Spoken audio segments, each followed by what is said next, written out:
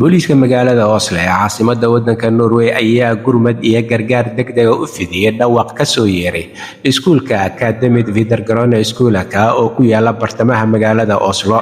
Booliiska ayaa sheegay in si dhaqso ah ay ku gaareen kadib markii lagu soo wargeliyay rabshado gacan ka hadal oo ka dhacayo barxadda iskuulkaasi oo ay ku lug leeyihiin dhalinyaro badan oo ka tirsan ardayda wax ka barata iskuulkan. Laba qof oo dhaawac ah ayay sheegeen in goobta laga qaaday, kuwa oo ka mid ahaa shaqaalihii iskuulka. Booliiska ayaa sheegay in ay goobta ku xireen 4 ka mid ah dhalinyaradii ku lugta lahaa rabshadaha ka dhacay iskuulkaasi.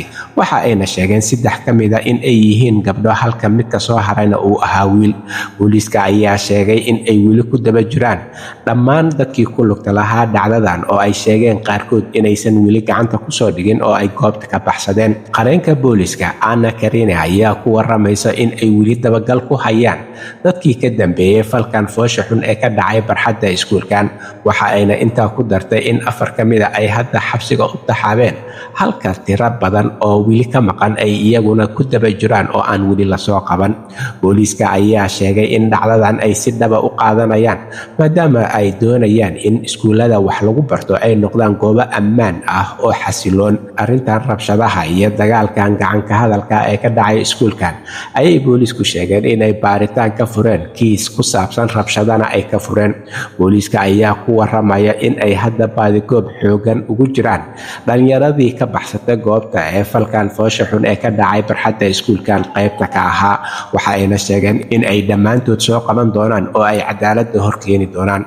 Waxa uuna booliiska intaa ku daray in ay hadda hay'adaha gargaarka iyo kuwa gurmadka degdega ah ay ka shaqaynayaan iskuulkaas sidii loo dejin lahaa maskaxda iyo walaaca ku abuurmay ardaydii goobta ku sugnayd iyo sidoo kale shaqaalihii iyo macallimiintii iskuulkaas kuwa oo uu argagax ku furmay. Waxa ayna intaa ku dareen in ay waraysiyo badan ka qaadeen markhaatiyaal goobta ku sugnaa oo goobjoog u ahaa dhacdada markii ay dhacaysay, iyagoo intaa ku daray in ay hadda kaamirooyinka dib ugu laabanayaan si ay si qayaxan u arkaan wixii meesha ka dhacay iyo cid walba oo ku lug lahayd iyo sababta ay ku bilaabatay iyo waxa sababay.